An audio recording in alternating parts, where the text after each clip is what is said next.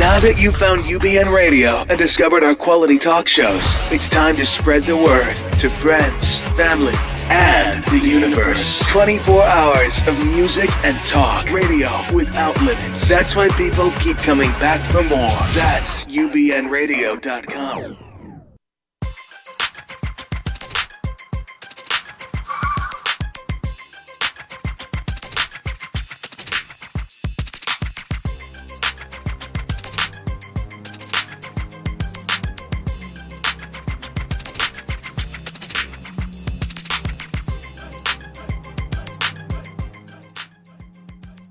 It's time for the Bonnie Sher Show, a whirlwind of wit, wisdom, celebrity, and the boomer life. With a little bit of this and a lot of that and so much more you don't want to miss, here's Bonnie.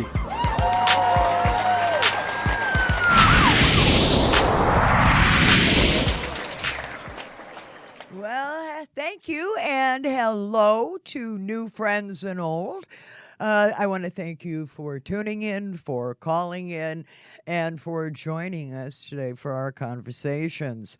Thanks to Wayne Cobham for my super duper theme song. Wayne, you're the best.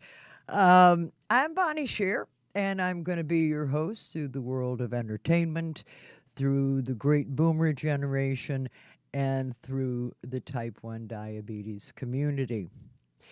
Today's guests, my first guest is a woman who I've seen come up and through her career for about the last 25 years. She's one of the most outstanding New York-based singers that I've ever seen. As a matter of fact, she is a New York Bistro Award winner, and no, she's not a chef. She sings in cabaret world, and those are known as the bistros. And yes, Marieann did win that. Also, I have with me today Dr. Mark Heyman, who is a member of the T1D community. So if you have a question or you have a comment, please call us at 323-843-2826, or you can follow the hashtag BShareRadio on Twitter. So let's settle in and please say hello to my first guest, Marieann Meringolo.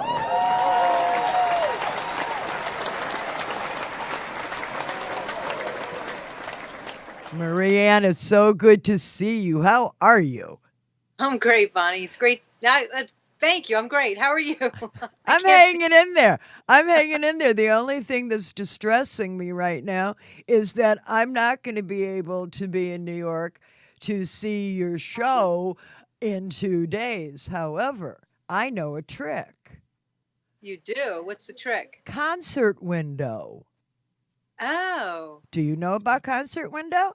I do, but we're not broadcasting from there, unfortunately. Never mind. All right. We're. Yeah, well, Yeah. I'll just do that. No? No, Yeah. they should. I'm surprised. I really did think they were. Okay, so now that we've confused the audience,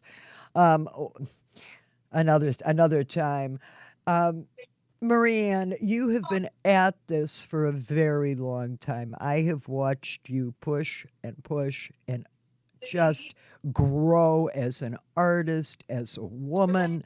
How do you do it? How do you keep so fresh and keep your audience? I mean, I read about you on Facebook. I mean, you could run for president. Oh, my God. That's hilarious.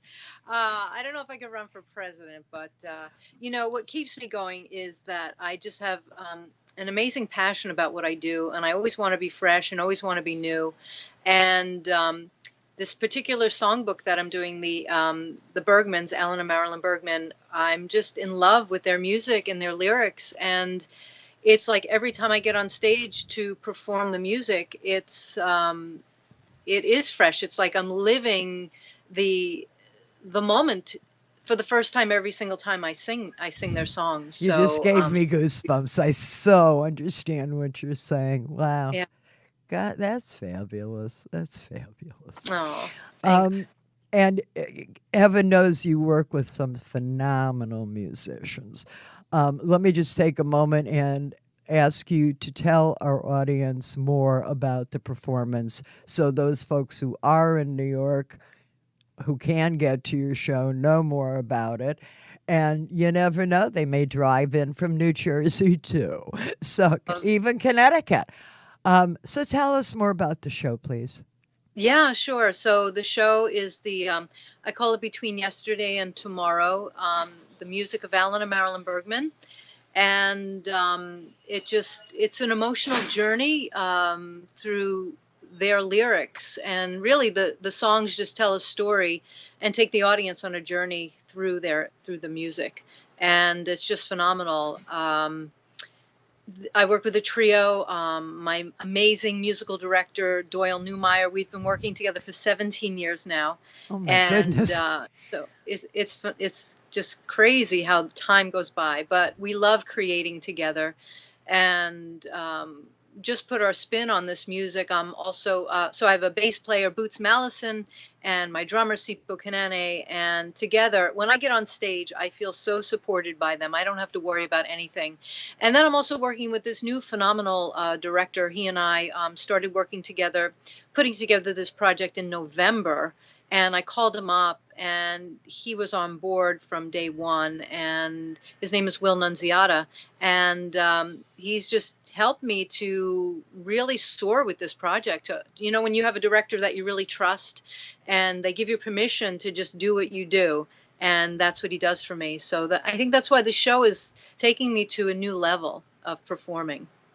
That's phenomenal. I totally get it. And I understand that he's very, very good. And to have an artist like you to work with has got to be a joy for him, too. Yeah. You're Yes, very direct. And it's just really a pleasure to watch you work. So they're lucky guys, too. They are. So let me ask you this. I know that after I finish either one show or a run, I face a letdown each and every time. I mean, I'm so boisterous and excited working up to the show. And we do everything to prep for it for months to do 50 minutes, Yeah. and then it's over. What do you have something that you do that gets you over that time? Do you maybe go right into starting a new show? Do you go back in and cock around with the old show? What do you do for yourself? No, I definitely, well, yeah, all of that. Because All of that. I do get that slump after the show. So tomorrow night, which is October 7th at 7 p.m., is the last night of this run that we've been running at Feinstein's 54 Below. So tomorrow will be 3 weeks in a row that we're doing it. And I'm so excited about tomorrow night. I'm already on a high about it. We're videotaping. I'm having a professional photographer come in. So I'm documenting the evening because I want to use it for further booking. So that's to get myself over that slump of, a closing night I just keep moving forward. So after this gig, I'm going to look forward to booking it out of New York and different concert venues. And I have some cruise ship jobs coming up. I'm also going to be getting ready for my holiday show, which is in November, again at Feinstein's 54 Below. So I'm getting ready also for the cabaret convention. So a lot is going on, thankfully, because that's what, I don't need an antidepressant because I have my shows to keep me going, Why do you think I do this? I know. You get it. This is one big antidepressant. Yeah. Yeah, exactly. Yeah. So I totally understand that. You were talking about cruise lines. Who are you floating with? Boating. Yeah, I floating with Oceana and Regent Seven Seas. So my next cruise is October 22nd for 2 weeks. That's on Oceana Cruise Line from Montreal down to Miami. And then in December, I'm with Regent Seven Seas, and I'm doing doing the Caribbean. So that's what's That's going on lovely. for I me. like the idea, I mean, not only to hear you sing, but that sort of thought of a fall cruise down the East Coast ought to be sublimely magnificent and the colors changing and all that Yeah. good stuff. And there's nothing wrong with the Caribbean either. Just lather up, slather all that stuff on. I don't know. I think your life is pretty terrific, Marianne, and it couldn't Oh, happen to, honest to God, a nicer woman. I oh, mean, your you're so heart. sweet. I'm not. You know, I can be not sweet when I don't believe in something. You've seen that side of me too. Yeah, I guess so. Yeah, I think. Yeah, I'm yeah. glad. I'm glad to be on this side.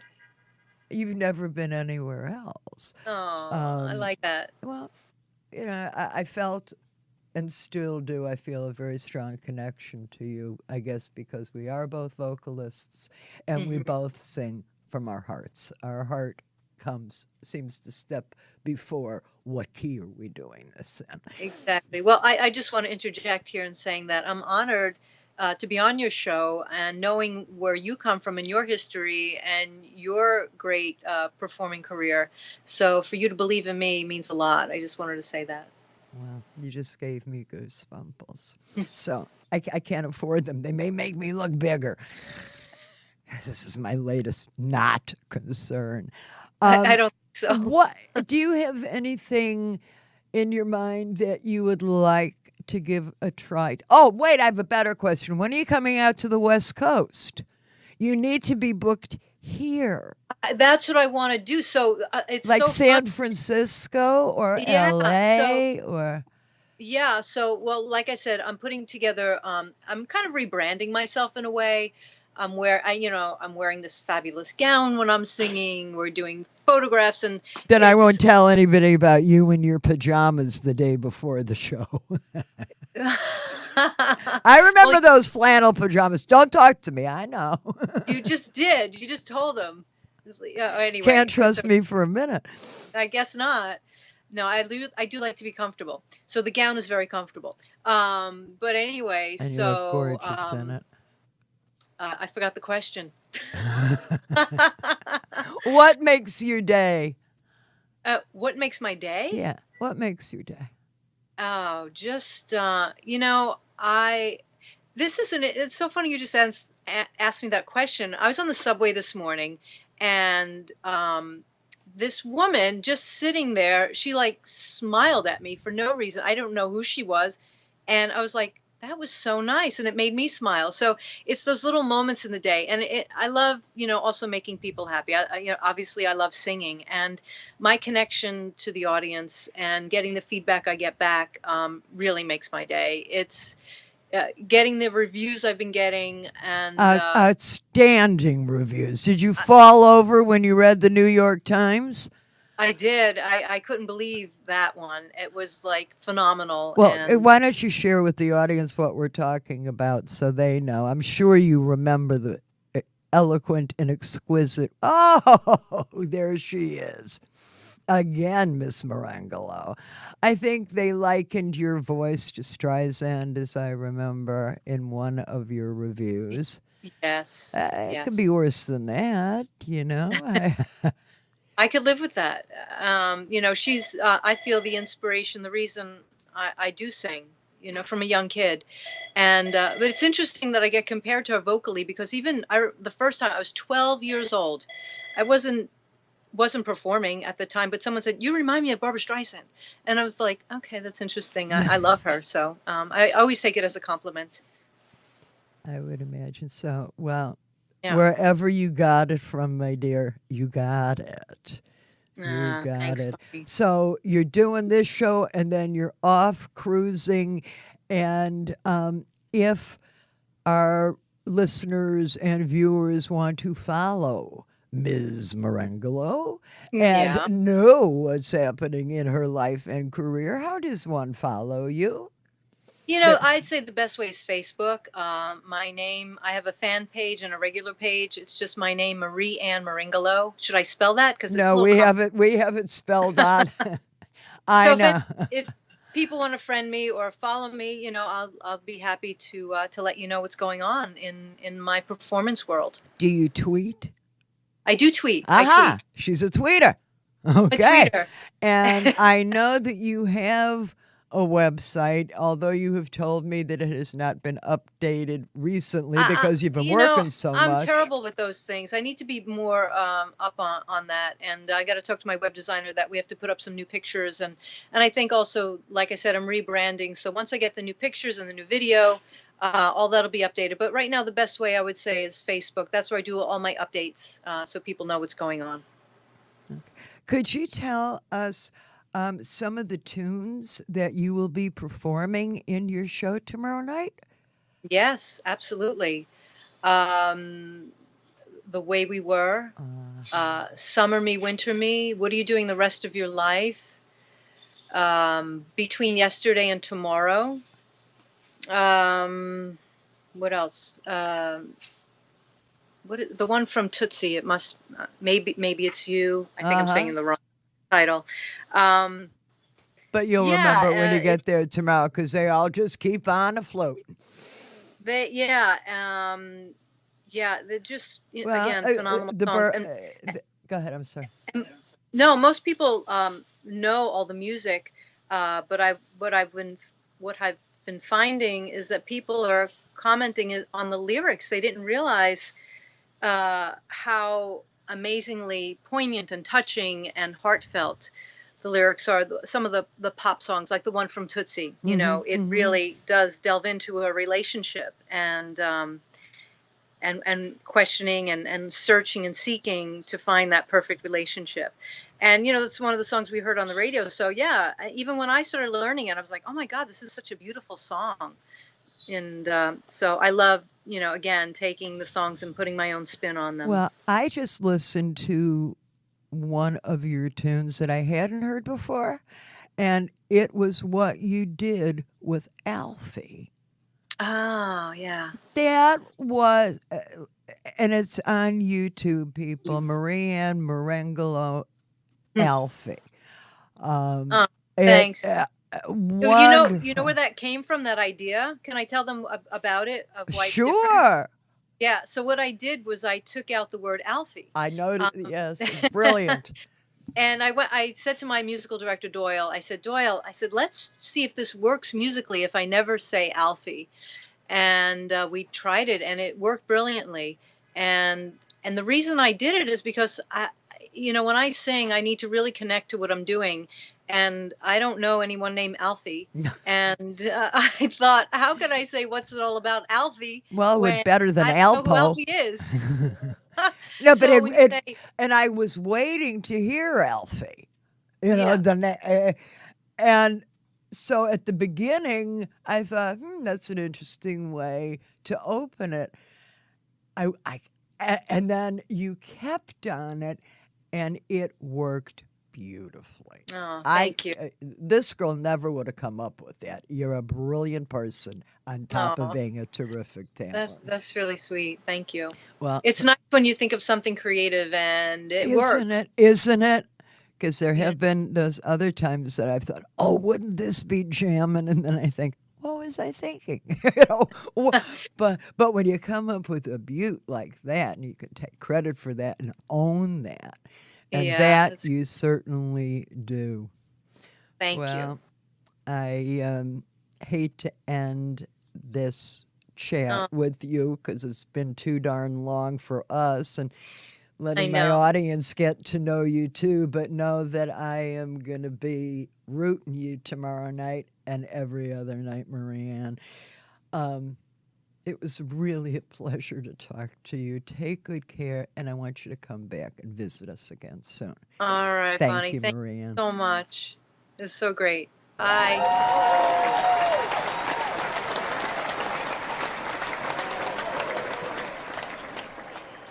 She is an amazing woman.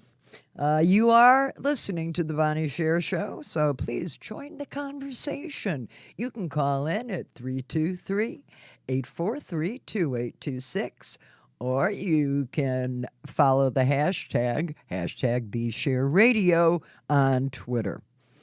Coming up, shout out and shout down from my soapbox. That's my take on who got it right and really who should be ashamed of themselves.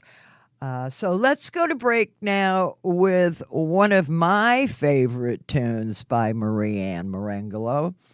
It is called Love Will Find a Way. Take it away.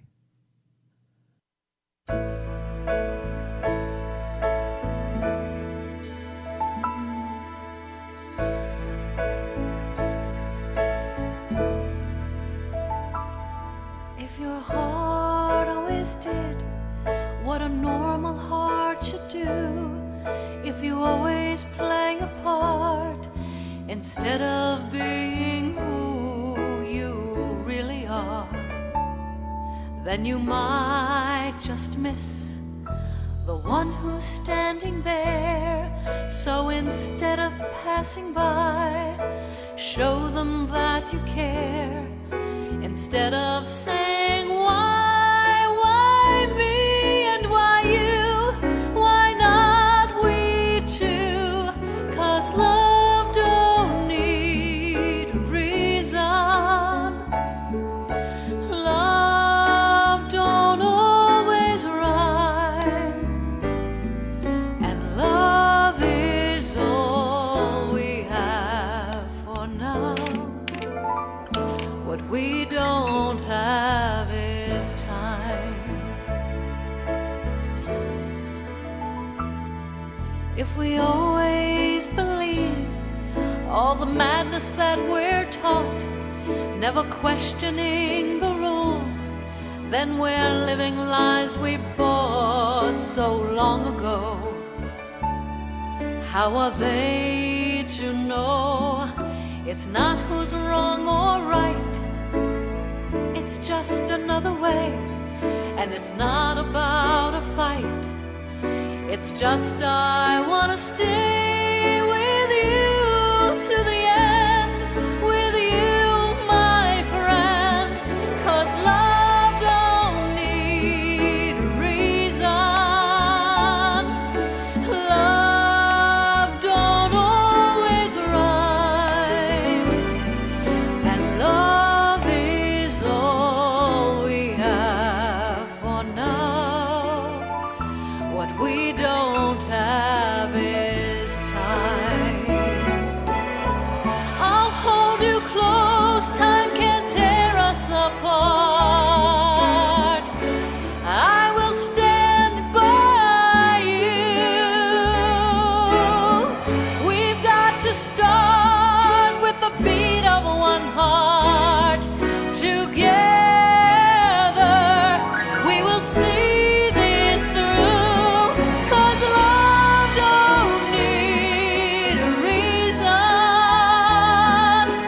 Love's never a crime, and love is all we have for now.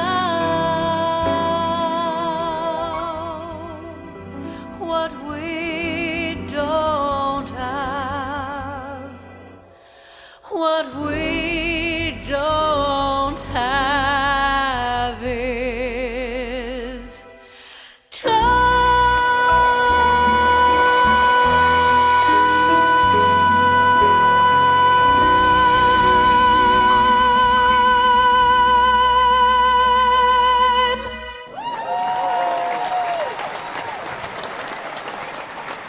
Wow. Wow. Welcome back to the Bonnie Sher Show. Joining me in this segment is Dr. Mark Heyman, a member of the T1D community from the great state of California. Hey, Mark.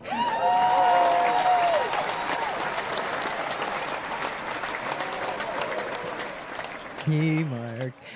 Mark, you've been living with diabetes for quite a while. Share your story with us, would you please? You know, Bonnie, I was diagnosed with diabetes, type 1 diabetes, on June the 1st, 1999. And I was a junior in college at that time.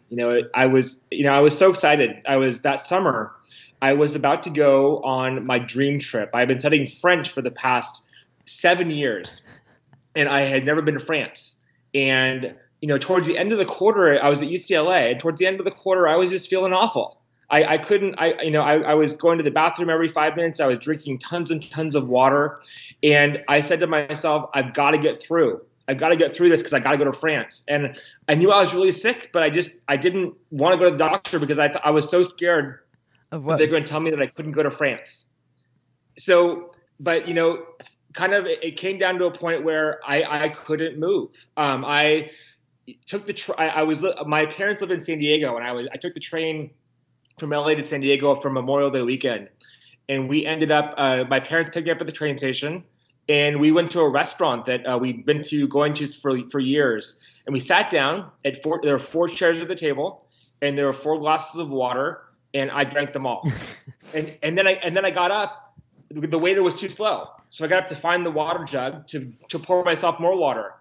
And my mom says, "What's going on here?" And I said, "I'm just so thirsty." And she looks at me and she's like, "You need to go to the doctor." And I was like, "Yeah, whatever. I can't do that right now. I have too much going on."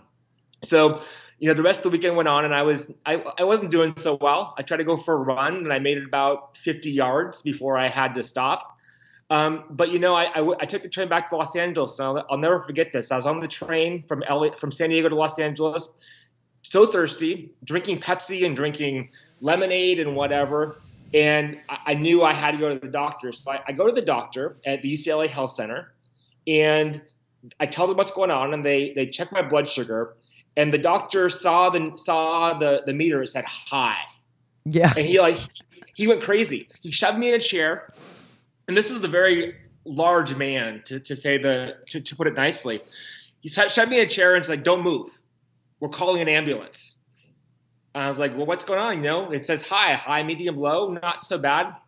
He's frantically looking through the book, the meter manual, to try to figure out what high actually means. And he said he sees it's over 600, and it's like, "Don't move." So they bring a stretcher into the clinic. And at UCLA, the medical clinic is like on one side of the quad, and the parking lot's on the other side of the quad. So they put me in the stretcher and they wheeled me across the quad in front of all my friends. Very dramatic. This is Mark there. I was so embarrassed. I was mortified. Anyway, long story short, take me to the ER. They discharged me that night, and they say, "Call your doctor in the morning." So. Wait, Doctor in the morning. Can we go back a step? Was there any treatment given you? They gave me some saline. So they brought my blood sugar down from, I think, 800 to 400. Sent me home with no real instructions except for call the doctor in the morning. So I did. And, Bonnie, I was blessed because my doctor that first day was Dr. Ann Peters at UCLA. She's now at USC. And she's an endocrinologist who is known for treating people who are Olympic athletes and other people who are in high profile sports. So I said, "Doctor, I want to go to France in 3 weeks." And she says, "Okay, no problem." Which I was so excited about, but looking back on that, I think it's crazy. So, I end up getting a little bit of diabetes education. They say take regular insulin and take NPH every day, or I forget what the regimen was. And then 3 weeks later, I was on a plane to Paris, and I emailed her my blood sugars every day, but I had no idea what I was doing. So I spent the summer in Paris. I had a wonderful time, but looking back on that, I can't believe my mom ever let me go. And I bet she can't believe it either. I know. I remember being in the middle of Paris, late at night by myself, and my blood sugar going low. And not really knowing what that meant. I know I didn't feel well, and I know I needed sugar, but I really didn't know much more than that. And so trying to figure out, how, this was back in the days of Franks, and trying to figure out how to put Franks in soda machines. It was madness. But I survived, thank goodness, obviously, and came back to the U.S. and been doing pretty well ever since. That's phenomenal. There's been some talk through some people we know in common, and which is how I learned about you and what you do for a living. I mean, I knew about you as a type 1. But it's really fascinating to me. I have maintained for a long time that there's an enormous need for exactly what you do. And to our listeners who don't know, Mark holds a PhD in psychology, and from my understanding, his practice is primarily working through the psychological aspects of being a type 1, which each and every one of us, if we're honest with ourselves, knows that to be the case. Can you tell me a little bit about the work that you do with your clients? I'd be happy to. So I see my practice is exclusively diabetes. I don't see anybody who does not have diabetes. And I see people for a variety of reasons. Some people have diabetes and they are recently diagnosed and having a lot of trouble adjusting to the life of living with type 1. It's rigorous and it's constant, and diabetes is really a problem-solving disease. You're constantly solving problems, and That's correct. it's behavioral and psychological just as much as it is physical, because we're doing it on our own every day, seeing our doctor every 3 months. So it's really kind of it's a day-to-day grind, and people that really wears people down. So dealing with things like burnout is a lot of what I see, a lot of adjustment to new diagnosis and kind of working through those issues.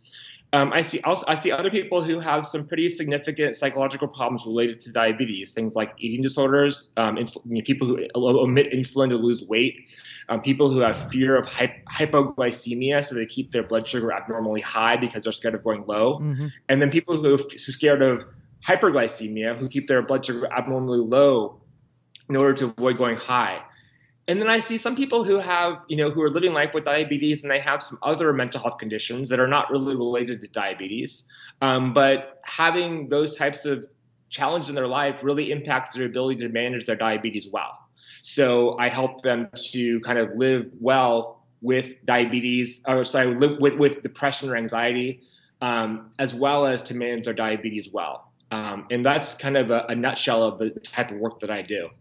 I see people of all ages, from 16 or so. I don't see kids, but 16 up to, people who are in their 80s. And I have a lot of fun. I really do.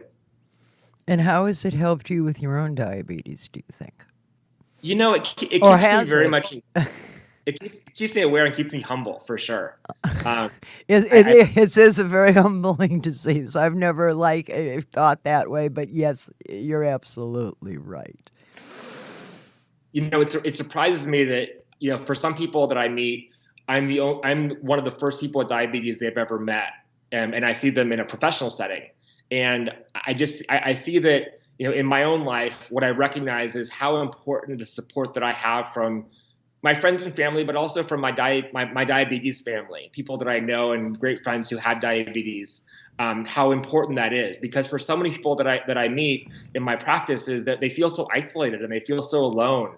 And I recognize how much my support system really helps me. And I really try to instill that in other people and really encourage them to go out and to meet others with diabetes so that they see that they're not alone, that even though it's challenging, that people are living well and that they're not the only ones who are experiencing the challenges that they're having.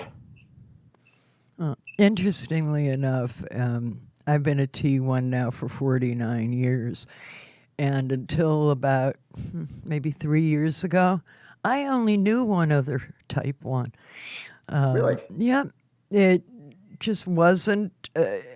And then with Facebook and the online community, it really made me feel part of something, not extricated from the Coke drinking, cheeseburger, that gang, to our lifestyle.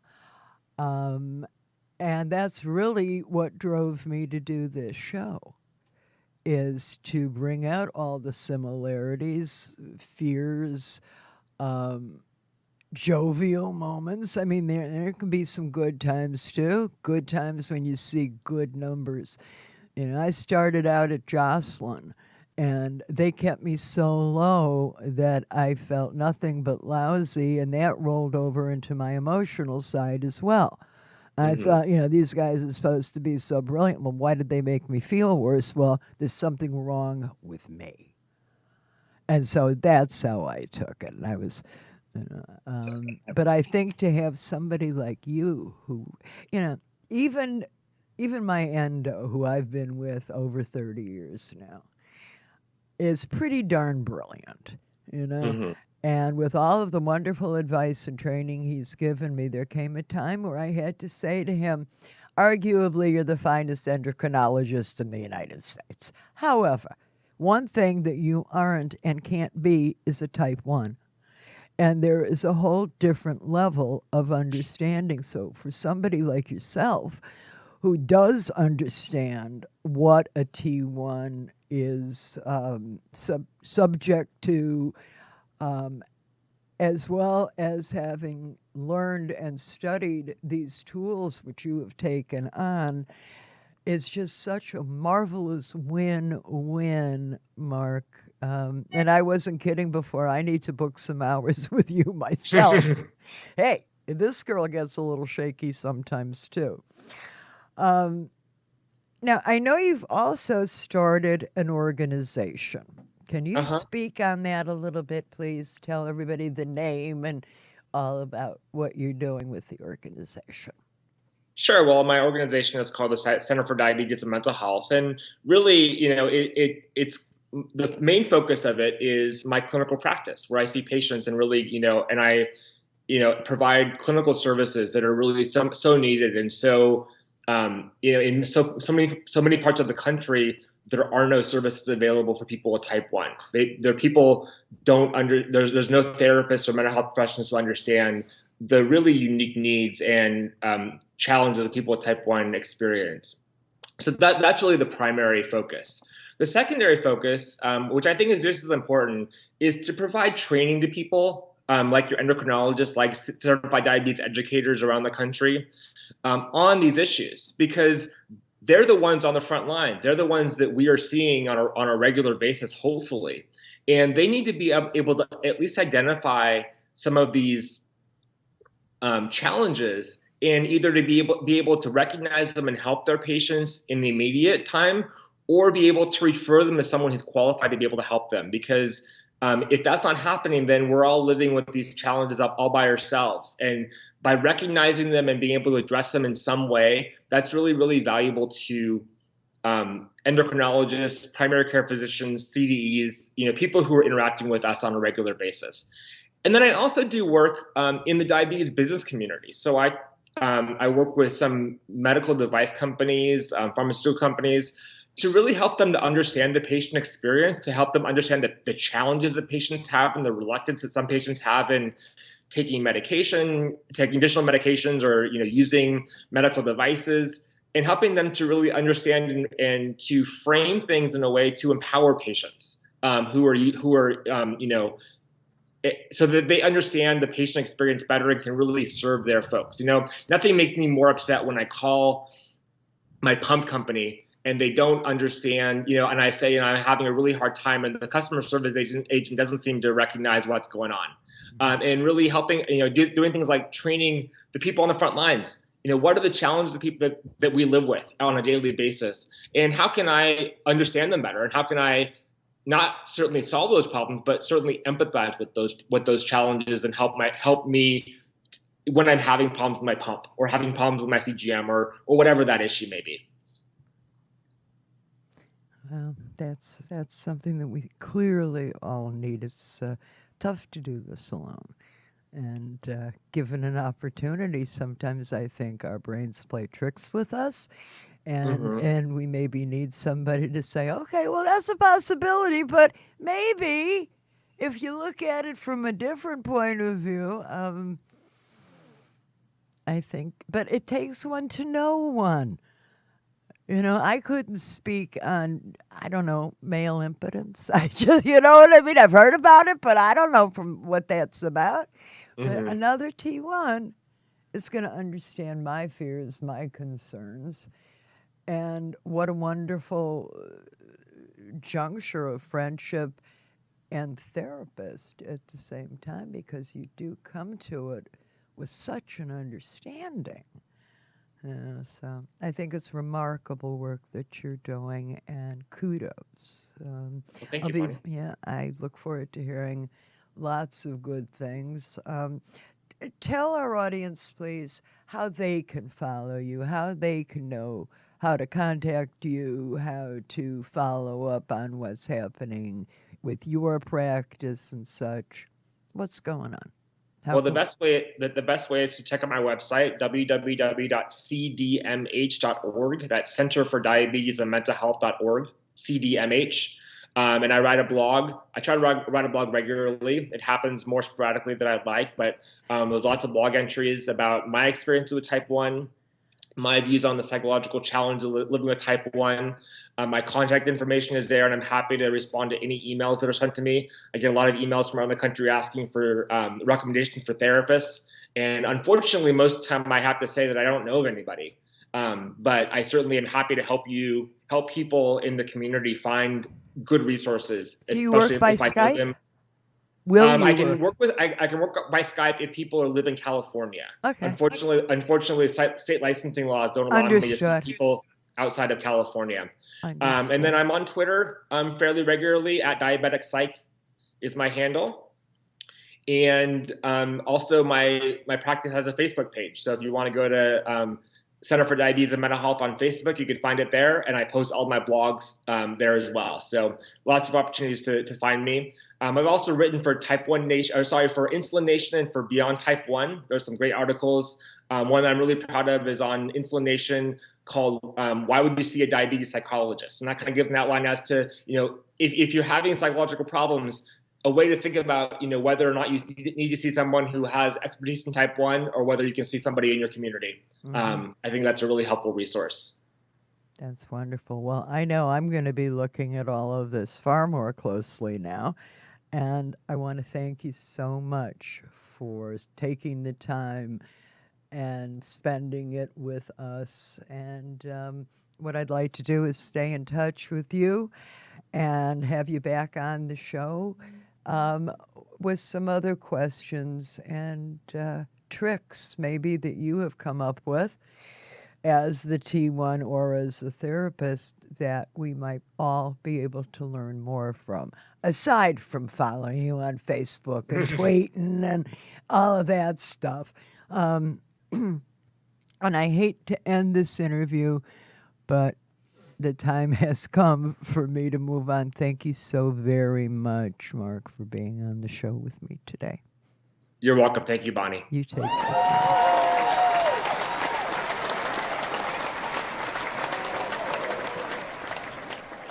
That was Dr. Mark Heyman, and I'd like to say if any of you T1s out there would like to sit in the chair next to me as my T1 co-host, it's really a very simple thing to do. You can reach out to me at bonniesher.com and let me know. Send me an email. Tell me you're interested. I will get right back to you and we'll make it happen. So share your story with us, please. Next, it is time for my shout out and shout down. First of all, my shout out isn't coming. Here it comes back up on my screen. My shout out today is to Alyssa Podber. You might remember we tried last week to have her on the show, but due to technical difficulties, we weren't able to accomplish that. However, what I'd like to do is sort of stand in her place for one moment and tell you that Alyssa is going to be competing in figure open and figure master categories on October 8th in San Antonio, Texas. This is the Alamo Showdown Classic. I just want to wish her all of the best. She's a remarkable woman, and she will be coming on the show, but it's not going to be until after October the 8th, so I want lots of positive reinforcement. Think about her on the 8th, please. I know I will. Next is my shout down. Well, talked about this a little bit last week. It's the concept of value pricing when it comes to putting prices on drugs. And when they speak of value, they are speaking of financial value to themselves. These primarily these three manufacturers of insulin: Eli Lilly, Novo Nordisk, and Sanofi Aventis. And they're starting to remind me of Big Pharma Nostra. You know, this has become, there's nothing that anybody can do. The prices are set. They feel that the more value a drug has to a potential patient, the more they should be paying for it. Well, I think it's unconscionable. I think that this has led, this is nothing but extortion, and this is a shakedown. There has to be a way to end this shakedown. But now that the three companies are together, it's becoming tougher. I don't know. Do we need to scream and yell? I mean, it's not like we can stop taking insulin. They have us in a really, really bad bind. So my assignment for all of you is please try and figure out something, some way. Let's keep talking about this. Let's keep this in front of everybody. It's just unconscionable to me that we should have to fight so hard and pay so much for a drug that keeps us alive. So that's that. If you have an opinion, please visit my blog at bonniesher.com/blog and sound off. Well, that's my show for the week. I hope you'll return next week for another 50 minutes of the world of entertainment, the world of type 1 diabetics, and the great boomer generation. Remember, please, to visit bonniesher.com. Follow the #1 Bonnie Sher on Twitter, and like the Bonnie Sings Lena fan page on Facebook. I again want to thank today's guests for spending their time with us, and a special note of thanks to Corey Bowen from Crown and Anchor Jewelry for outfitting me with this layering necklace, which is actually, it's made of 8 feet of hand-wired 14-karat gold, hand-tied links with these lovely multi-gemstones wired on. And he did this in exchange for the promotional consideration. So you can find Corey on Twitter, on Crown and Anchor Jewelry. There's also a link to Corey at the bottom of the page on my website, bonniesher.com. Excuse me. So, for my friends old and new, I can't imagine there's a person on the planet doesn't know yet that Sammy Davis Jr. was my idol. He was my mentor. He was my friend. And there isn't a day goes by that I don't remember something that Sammy taught me or spiritually gave to me. And for that reason, if by any chance there are speakers in heaven, then Sammy, my friend, this one's for you. Take us out.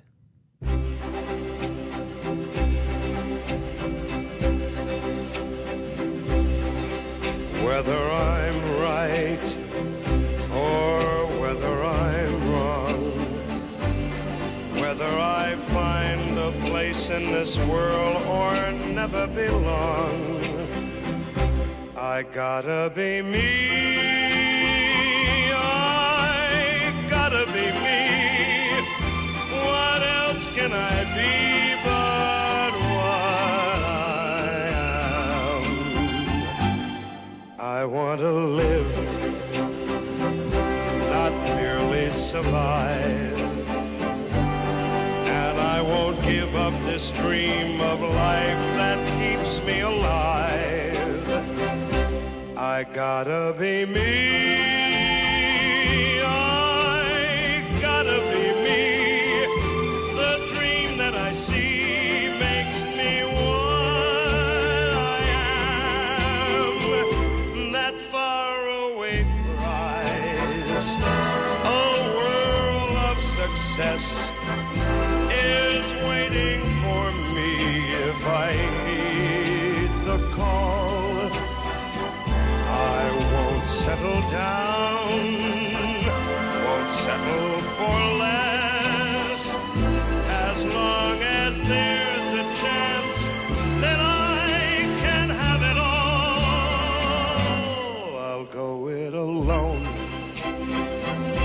that's how it must be. I can't be right for somebody else if I'm not right for me.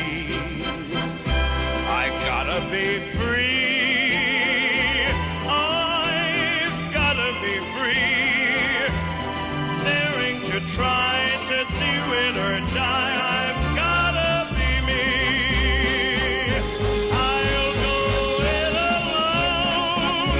That's how it must be. I can't be right for somebody else if I'm not right for me.